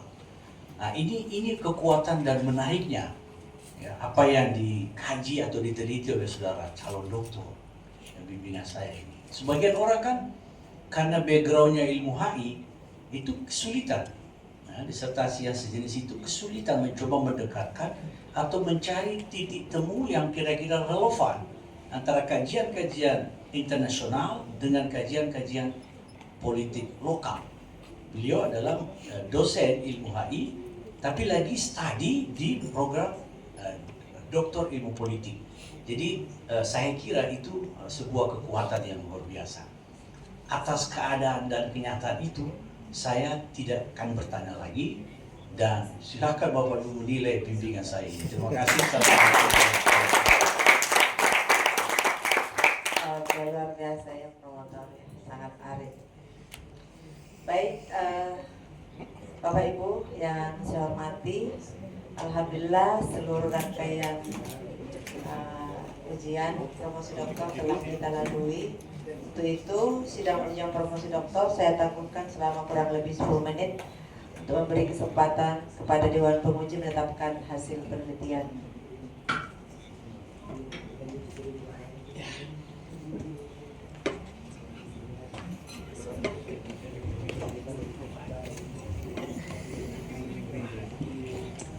Norm contestation itu sudah selesai. Yang selesai itu teori tentang praktik norm contestation. Teorisasinya tidak menurut syariah. Itu tidak ada pekerjaannya Cak. Itu Kalau selesai normal aja. Kok akhir pekerjaannya langsung pensiun dini. pensiun dini. Ada kursi. Tapi dua orang yang pernah dikutip acaranya di tulisannya itu ada di sini Pak, Prof. Darwis sama Obama. Dikutip sama acaranya. Ada Bama.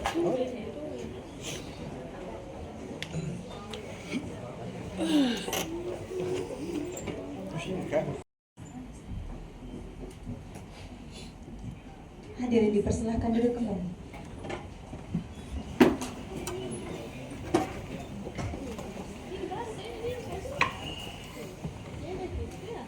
Baik.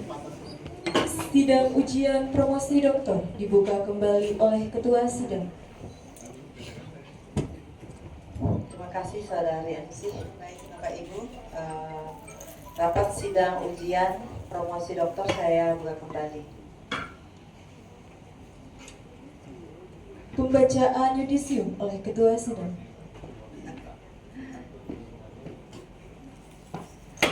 Oke. Mohon izin, saya bacakan yudisium sidang terbuka ujian promosi doktor Universitas Hasanuddin beserta promotor, kopromotor dan penguji dalam rangka ujian promosi untuk mencapai gelar doktor dalam bidang ilmu politik bagi Saudara Agus Salim Burhanuddin setelah mempertimbangkan jawaban-jawaban atas segala pertanyaan dan sanggahan yang dikemukakan oleh promotor, kopromotor dan penguji. Dengan ini menyatakan bahwa Saudara Agus Salim Burhanuddin dinyatakan lulus dengan predikat sangat memuaskan.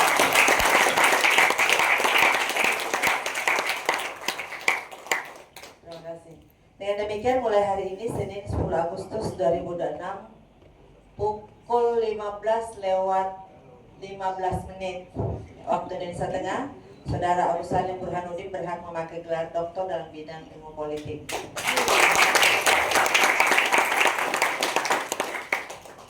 Semoga ilmu yang dimiliki dapat dimanfaatkan bagi kepentingan umat manusia. Makassar 10 Agustus 2006 Promotor Profesor Dr. Muhammad SIP MSI bertanda tangan. Ketua Sidang Profesor Dr. Hasniati SOS MSI bertanda tangan. Baik, selanjutnya penyerahan yudisium oleh Ketua Sidang kepada Dr. Agus Salim Burhanuddin SIP Mirat dipersilahkan mengambil tempat.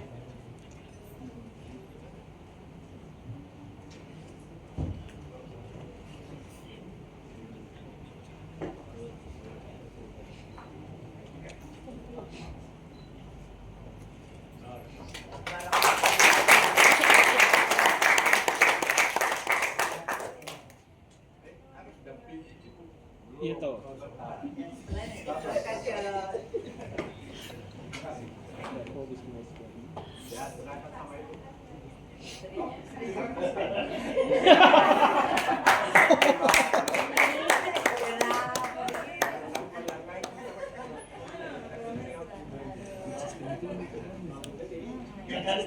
Konsisten, koheren, dan persisten. Ganas. Baik, selanjutnya saya persilakan saudara promotor memberikan pesan-pesan, ini pesan-pesan khusus katanya ya, kepada yang amat terpelajar Dr. Agus Salim Burhanuddin SIP. Ya.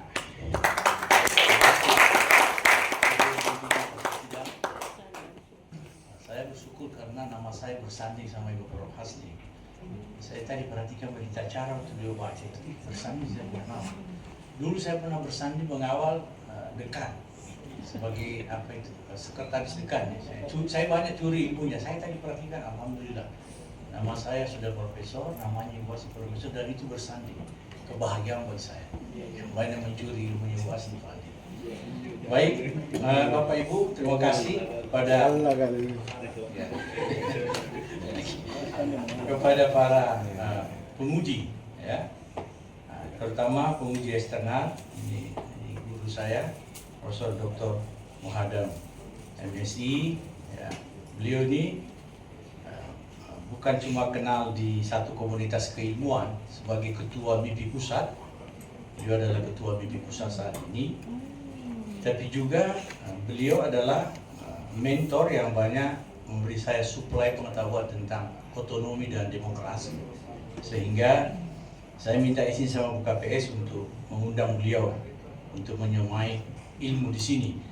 Nah, karena saya bahagia beliau datang, saya punya pantun khusus untuk Prof. Muhadam. Ya, karena saya bahagia. Ya, karena saya bahagia guru saya Prof. Muhadam bisa ke Unhas, saya ada pantun khusus buat beliau. Ya. Pergi ke pantai menikmati samudra. Melihat ombak datang bergelombang. Prof. Muhadam yang bijaksana, ujian tajam, ilmu pun berkembang. Hormat, cinta, bangga saya kepada para penguji, masing-masing Profesor Armi, Pak Dr. Muhammad Sa'ad, dan Profesor Darwis. Tiga-tiganya guru saya, Pak. Benar-benar guru saya, asli Pak Andi. Karena saya duluan dari Bapak Sekolah S1, tiga nama yang saya sebut ini yang terhormat, Prof. Armin, Prof. Darwis, dan Prof. Muhammad Sa'ad, mengajar saya di S1. Dan sekarang muridnya sudah profesor. Saya bisa lihat bahagia. Statement yang saya sampaikan ini dari Sabang Merauke yang mengenal tiga beliau ini juga saya sudah dengar bahwa Prof. Armin, Prof. Darwis, Prof. Sa'ad itu adalah guru saya karena beliau mengajar di mana-mana beliau bertiga ini. Nah, kepada orang-orang yang mengatakan, Prof. Muhammad, kita punya guru yang sama, itu Prof. Armin guru saya juga, Prof. Darwis guru saya juga, Prof. Sa'ad guru saya juga. Oh iya, tapi kau jangan bahagia dan bangga dulu. Apakah kau diakui sebagai murid? Itu Pak. Itu kita bilang dari situ. Kalau kamu mengakui tiga guru itu sebagai gurumu, biasa saya dengar itu. Merauke sampai Sabang itu saya balik lagi, bukan Sabang Merauke. Sudah saya dengar itu. Tapi apakah kau diakui sebagai murid? Itu yang harus kejar. Apakah saya bisa akui sekarang? Kalau saya tidak perlu diragukan Pak, karena saya diajar di satu Pak. Ya. Nah, kalau khusus Pak saat ini, yang paling ujung, itu yang menandatangani skripsi saya, Pak Andi, beliau sebagai pembimbing satu. Nah, pembimbing dua saya almarhum Pak Andi Yakub. Kita baca Fatihah, Al-Fatihah untuk Pak Andi Yakub, Fatihah. Iya. Oh, tuh. Di Pak saat itu masih ada saya simpan itu skripsi saya. Yang tanda tangan adalah beliau. Alhamdulillah muridnya sudah profesor. Saya lihat bahagia sekali wajahnya. Baik, tim promotor, mitra kami, Prof. Gusti dan Prof. Pawenari. Prof. Gusti ini kita doakan selalu sehat. Karena beliau ini mengurus semua orang, tapi tidak ada yang ngurus Prof. Gusti. Ya. Saya kira tidak perlu didetailkan pada ya. Ya, ini beliau semua guru besar di ilmu politik khususnya dan sebagian fisik itu diurus oleh Bu Gusti. Tapi kita harus doakan supaya ada juga yang ngurus beliau ya. Baik. Bapak Ibu, saya memperhatikan tadi, Pak Agus sudah tidak usah tegang, Bapak sudah doktor. Saya memperhatikan tadi di menit-menit awal ketika Anda persentase, saya terus terang, saya mau bicara jujur. Boleh? Saya tidak banyak memandang Anda. Karena kita sudah ketemu dimulai dari proposal dan seterusnya sampai hari ini. Durasi saya pandang Anda persentase itu tidak sampai 10 menit di all time. Tapi mata saya dan terutama batin saya tertuju kepada seorang ayah, ya, kepada Bapak Haji Burhanuddin. Beliau hampir tidak ada detik pandangan matanya kepada bergeser dari putranya. Saya yakin beliau ada keharuan bahwa alhamdulillah Allah masih kasih umur dan melihat putranya mencapai derajat doktor tertinggi. Tidak ada sekolah lagi setelah ini, Dr. Andi Agus Salim ya. Jadi saya memperhatikan beliau, terutama Pak Haji. Apalagi ketika Ibu Prof Hasti menyebut selamat doktor, bertambah cucuran air mata ayah dan ibu. Demikian juga ibu mertua dan ayah mertua ya. Jadi agak sulit saya merangkai kalau sudah bicara orang tua. Karena keberhasilan anak itu menurut saya selain memang karena nasib dan takdir Anda jadi dokter hari ini, hakul yakin pasti doa-doa malamnya, pengorbanannya keempat orang tua saudara ya. Ayah ibu mertua itu dalam hadis adalah sederajat dengan orang tua, jadi tidak ada bedanya. Ini juga hari ini ayah ibu mertua Anda juga ikut terharu dan menyaksikan keberhasilan putranya. Saya tidak banyak pesan, intinya semoga ilmu Anda bermanfaat. Saya hanya menyampaikan pesan melalui pantun. Bunga melati di atas talam, harum semerbak seantero. Doa ayah ibu jadi kenyataan. Ananda Agus Salim kini bergelar doktor. Bonus 1 karena perintah ketua sidang. Tambah lagi. Saya mau berhenti pada Andi Yani, tapi suruh tambah lagi. Tinggi terbang si burung elang, menatap bumi dari angkasa. Agus Salim sukses berjuang, siap mengabdi untuk bangsa. Assalamualaikum warahmatullahi wabarakatuh. Waalaikumsalam. Baik, selanjutnya penyerahan tanda penghargaan Rektor Universitas Hasanuddin yang diwakili oleh Wakil Dekan Bidang Akademik dan Kemahasiswaan Fakultas Ilmu Sosial dan Ilmu Politik Universitas Hasanuddin kepada penguji eksternal, promotor, dan kopromotor.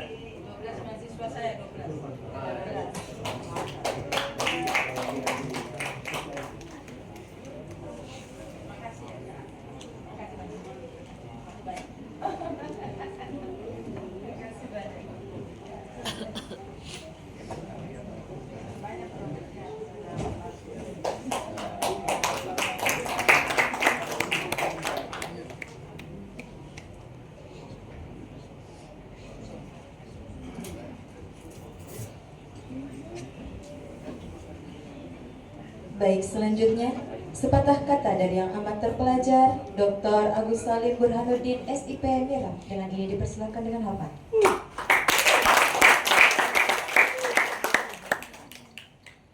Bismillahirrahmanirrahim. Assalamualaikum warahmatullahi wabarakatuh. Waalaikumsalam warahmatullahi wabarakatuh. Majelis sidang promosi yang saya hormati, Maha Guru dan yang terpelajar, promotor, kopromotor, penguji eksternal, penguji internal, dan juga pimpinan sidang yang saya hormati. Terus terang saya tidak menyiapkan diri untuk memberikan sambutan seperti ini. Tapi jika saya menyampaikan terima kasih, hormat, dan memberikan penghargaan ini kepada orang tua saya yang hadir, saya bisa mencapai hal seperti ini tanpa doa dan dukungan dari Bapak dan Ibu saya, begitu juga dengan dukungan dari keluarga saya, dari istri saya, dari kedua mertua saya, anak-anak saya. Sekali lagi terima kasih atas dukungannya. Kemudian dari keluarga semua yang hadir yang selama ini memberikan support dari Handai Tolan dan sebagainya yang sudah hadir juga, kemudian teman-teman seperjuangan dari HI, dari FISIP yang sudah hadir, saya menyampaikan terima kasih. Mungkin apa yang saya sampaikan ini tidak cukup mewakili apa yang saya rasakan, apresiasi dan rasa hormat, rasa bahagia terhadap dukungan Bapak dan Ibu, teman-teman semua. Saya mungkin tidak jago berbicara dalam publik seperti ini, tapi sekali lagi saya menyampaikan terima kasih. Apa yang Anda berikan itu sangat berarti bagi saya, dukungan, doa, dan sebagainya. Terima kasih. Assalamualaikum warahmatullahi wabarakatuh. Baik, selanjutnya sidang terbuka ujian promosi doktor Universitas Hasanuddin ditutup oleh ketua sidang. Sebelum saya menutup sidang terbuka promosi dokter ini, perkenankan sekali lagi saya mengucapkan terima kasih kepada tim promotor yang telah membimbing dengan luar biasa ya. Kita sudah saksikan tadi bersama jawaban-jawaban yang telah disampaikan oleh Dr. Agus Salim Burhanuddin ya. Dan juga terima kasih sekali lagi kepada penguji eksternal Bapak Profesor Dr. Andes Muhadam Labobo, MSI Labolo ya. Dan juga para penguji internal kami, Profesor Dr. Armin, MSI, Bapak Dr. Muhammad Saad, MSI, dan Bapak Profesor Dr. Darus MA, PhD, serta seluruh keluarga yang hadir, kedua orang tua, 4 ya, orang tua Pak Dr. Agus Salim, istri, anak-anak, serta juga teman-teman ya, Pak Andi Yani, Pak Munjin, Safik, Ibu Jana, dan teman semua yang hadir menyaksikan ujian promosi dokter ini. Baik, dengan ucapan alhamdulillahirrabbilalamin, sidang terbuka ujian promosi doktor Universitas Hasanuddin dengan resmi saya tutup.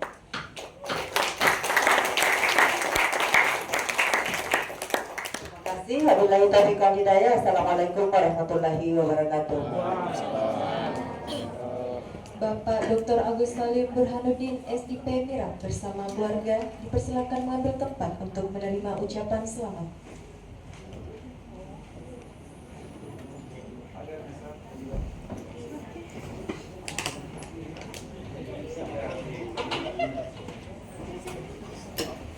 Ucapan selamat dimulai berturut-turut oleh Ketua Sidang Penguji, Promotor, Kopromotor, dan tim penguji, serta dilanjutkan dengan foto bersama.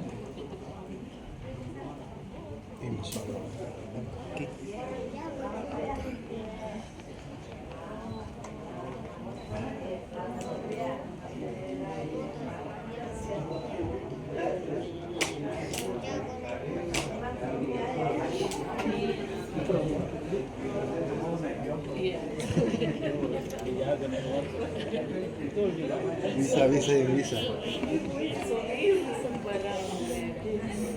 Bukan saya.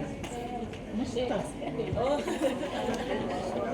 saya kira. Mustah yang bilang.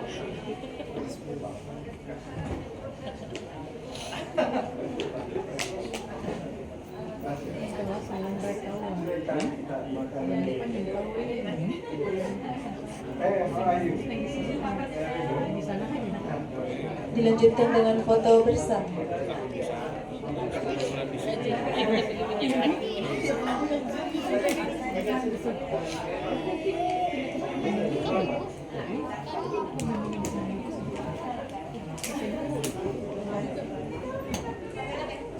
Tingginya dan gitu ya. Masih SMP kelas 1.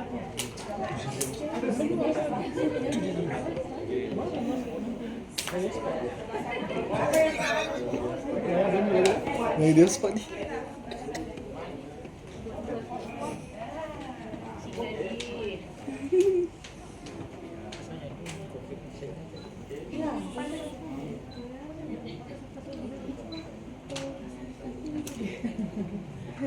Dia bawa posisinya pakai dikasih sini baru.